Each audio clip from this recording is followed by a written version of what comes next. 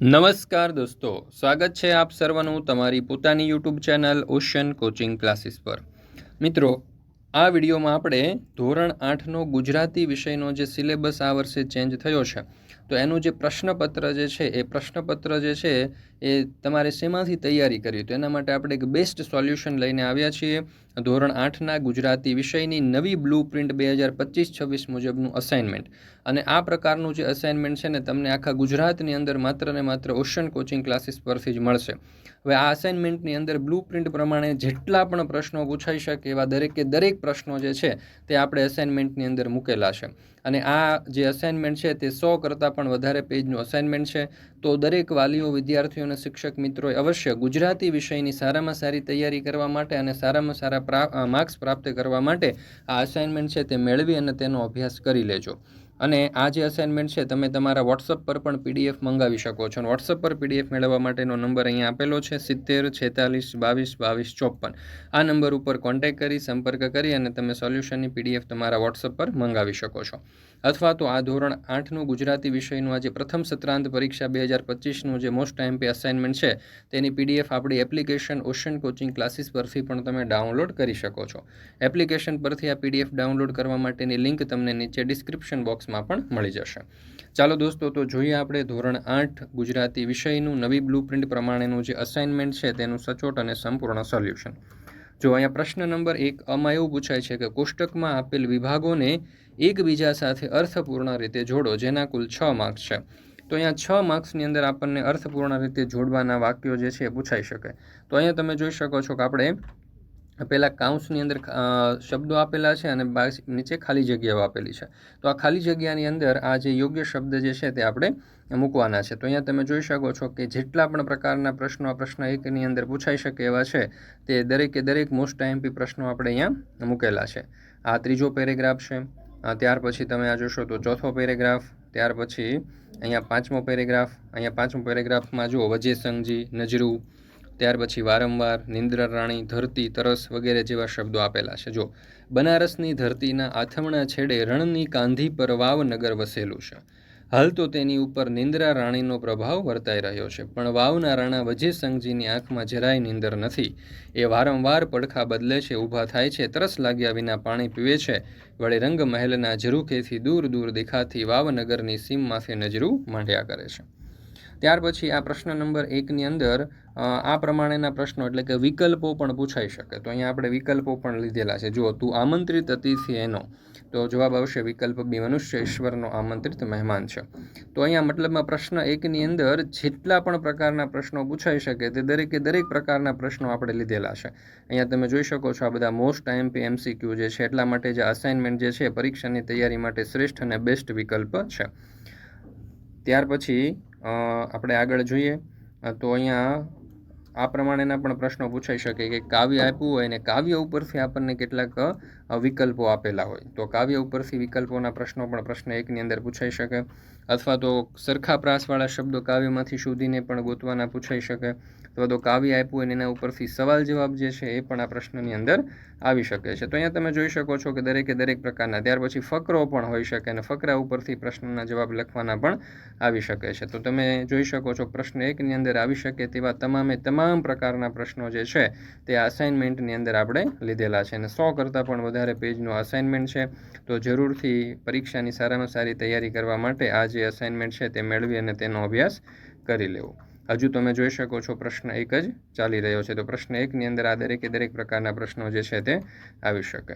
ચાલો, ત્યાર પછી આપણે આગળ જોઈએ પ્રશ્ન નંબર 2 તરફ। ચાલો, તો અહીંયા તમે જોઈ શકો છો, હવે આપણે પ્રશ્ન નંબર 2 તરફ આગળ વધીએ। પ્રશ્ન નંબર 1 બ, આપેલા વિષય કે સમસ્યાના સારા માઠા પરિણામ અને ઉપાયો ટૂંકમાં જણાવો, જેના કુલ 8 માર્ક્સ છે, એટલે કે આની અંદર 2 તમને સવાલો પૂછાવાના છે। તો જે વિષયો જે છે એ આ પ્રમાણે અહીંયા આવી શકે: જળ એ જ જીવન, ત્યાર પછી બીજું છે વૃક્ષ વાવો અને જીવન બચાવો, ત્યાર પછી છે પ્રદૂષણ, ત્યાર પછી માં તેમાં બીજા બધા વગડાના વા, ત્યાર પછી છે હિંમતે મરદા તો મદદે ખુદા, ત્યાર પછી આપણે આગળ જોઈએ તો આત્મનિર્ભર ભારત, ત્યાર પછી છે પ્રાર્થના એ આત્માનો ખોરાક છે, ત્યાર પછી સ્વચ્છતા ત્યાં પ્રભુતા, વિવિધતામાં એકતા, આ દરેકે દરેક વિષયો જે છે નિષ્ફળતા એ સફળતાની ચાવી છે. આ દરેકે દરેક વિષયો ઉપર અહીંયા પ્રશ્ન પૂછાઈ શકે. ત્યાર પછી પ્રશ્ન નંબર 2, ચિત્ર પરથી પ્રશ્નોના જવાબ આપો, જેના કુલ 4 માર્ક છે. તો આપણને એક ચિત્ર આપવામાં આવ્યું હશે અને ચિત્ર ઉપરથી કેટલાક પ્રશ્નો પૂછેલા હશે. તો એવા પણ અહીંયા તમે જોઈ શકો છો વધારેમાં વધારે પ્રશ્નો જે છે તે આપણે અહીંયા લીધેલા છે. પછી એવું નથી કે ખાલી ચિત્ર પરથી જ, પણ અહીંયા અમુક શબ્દો આપણને આપ્યો હોય અને શબ્દ ઉપરથી એનો ઉપયોગ કરીને વાર્તા બનાવવાનું પણ પૂછાઈ શકે. તો એ પ્રમાણેના પ્રશ્નો લીધેલા છે. ત્યાર પછી આપેલ શબ્દનો ઉપયોગ કરી જોડકણું બનાવવાનું પણ પૂછાઈ શકે. ત્યાર પછી ઉદાહરણ વાંચો, સમજો અને બંધ બેસતા શબ્દની જોડ બનાવો, જેમ કે સમાનાર્થી શબ્દની જોડ બનાવો, વિરુદ્ધાર્થી શબ્દની જોડ બનાવો. તો એવા પણ પ્રશ્નો પૂછાઈ શકે. તો એ પ્રમાણેના પ્રશ્નો પણ આપણે લીધેલા છે. ત્યાર પછી છે પ્રશ્ન નંબર 3, નીચે આપેલું તંત્રી લેખનું વાંચન કરી અને આપેલા પ્રશ્નોના ઉત્તર અથવા તો જવાબ લખો. તો અહીંયા તમે જોઈ શકો છો તંત્રી લેખ આપેલો છે અને એના ઉપરથી કેટલાક પ્રશ્નો આપેલા છે. તો એ પ્રશ્નોના જવાબો આપણે લખવાના છે, પૂછાઈ શકે. તો આ પ્રમાણેના પ્રશ્નો પણ અહીંયા આપણને પૂછાઈ શકે છે. તો મિત્રો, આ જે અસાઇનમેન્ટ છે ધોરણ 8નું ગુજરાતી વિષયનું, એ પરીક્ષાની તૈયારી માટે સર્વશ્રેષ્ઠ છે. તો જરૂરથી આ પ્રશ્નપત્ર નહીં પણ અસાઇનમેન્ટ જે છે તે મેળવી અને તેનો અભ્યાસ કરી લેજો. તો પરીક્ષાની તમે સારામાં સારી તૈયારી કરી શકશો. ત્યાર પછી છે પ્રશ્ન નંબર 3બ, આપેલ કાવ્ય પંક્તિનો સારાંશ લખો. તો જો, પોપટ કોયલ બોલ, થોડા પણ લાગે ભલો, વૃથા ગુમાવે તોલ, બહુ બોલીના દેડકા. એવી જ રીતે બીજું છે, વિપત પડે ના વલખીએ, વલખે વિપત ન જાય, વિપત્તિ ઉદ્યમ કીજે, ઉદ્યમ વિપતને ખાય. એવી રીતે અહીંયા ઘણી બધી કાવ્ય પંક્તિઓ જે છે તે આપેલી છે કે જેનો આપણે વિચાર વિસ્તાર કરવાનો છે. તો જરૂરથી આ અસાઇનમેન્ટ જે છે તેની PDF મેળવી લેજો. અસાઇનમેન્ટની PDF વોટ્સઅપ પર મેળવવા માટે નંબર અહીંયા તમને આપેલો છે 70 46 22 22 54. આ નંબર ઉપર કોન્ટેક્ટ કરી સંપર્ક કરી અને આ સોલ્યુશનની PDF જે છે તે મેળવી લેજો. ચાલો, ત્યાર પછી છે પ્રશ્ન નંબર 4, તમે વાંચેલા કોઈ પણ પુસ્તકનો સારાંશ લખો. ચાલો, તો અહીંયા પહેલી પુસ્તક આપણે આપ્યું છે માનવીની ભવાઈ. ત્યાર પછી બીજું પુસ્તક છે સપ્તપદી. ત્યાર પછી ત્રીજું પુસ્તક છે કુંવરબાઈનું મામેરું. ત્યાર પછી છે ચોથું પુસ્તક લોહીની સગાઈ, સત્યના પ્રયોગો. એવી રીતે 4 પુસ્તકો જે છે તે આપણે આપેલા છે. ત્યાર પછી પ્રશ્ન નંબર 4બ, આપેલ પાત્ર, ઘટના કે વિચાર સંબંધિત તમારા ગમા અણગમા અને અભિપ્રાયો જણાવો. જેમાં કુલ 8 માર્ક્સના 2 માર્ક્સના પ્રશ્નો પૂછાય છે. તો અહીંયા પણ ઘણા બધા પ્રશ્નો એવા આપેલા છે કે જે આ પ્રશ્નની અંદર પૂછાઈ શકે. તો જરૂરથી દરેક વિદ્યાર્થીઓએ, વાલીઓ અને શિક્ષક મિત્રોએ આ જે ધોરણ 8નું ગુજરાતી વિષયનું જે અસાઇનમેન્ટ છે તે મેળવી અને તેનો અભ્યાસ કરી લેવો. ખાસ મહત્ત્વનો પ્રશ્ન છે કે માંગ્યા મુજબ જવાબ આપો. તો અહીંયા ઘણા બધા વિદ્યાર્થીઓ, વાલીઓ, શિક્ષકો અટવાતા હોય છે. તો જરૂરથી આ દરેકે દરેક અસાઇનમેન્ટ જે છે તે મેળવી અને તેનો અભ્યાસ કરી લેજો, જેથી કરી તમે સારામાં સારી રીતે તૈયારી કરી શકો. મિત્રો, આ જે અસાઇનમેન્ટ છે એ પરીક્ષાની તૈયારી માટે શ્રેષ્ઠ છે અને બેસ્ટ છે. તો જરૂરથી મેળવી લેજો. PDF મેળવવા માટેનો નંબર તમને નીચે ડિસ્ક્રિપ્શન બોક્સની અંદર પણ આપેલો છે, અથવા તો અહીંયા તમે જોઈ શકો છો નીચેના ભાગમાં આપેલો છે 70 46 22 22 54. આ નંબર ઉપર તમે કોન્ટેક્ટ કરી સંપર્ક કરીને અહીંયાથી પણ તમે આ સોલ્યુશનની PDF મેળવી શકો છો.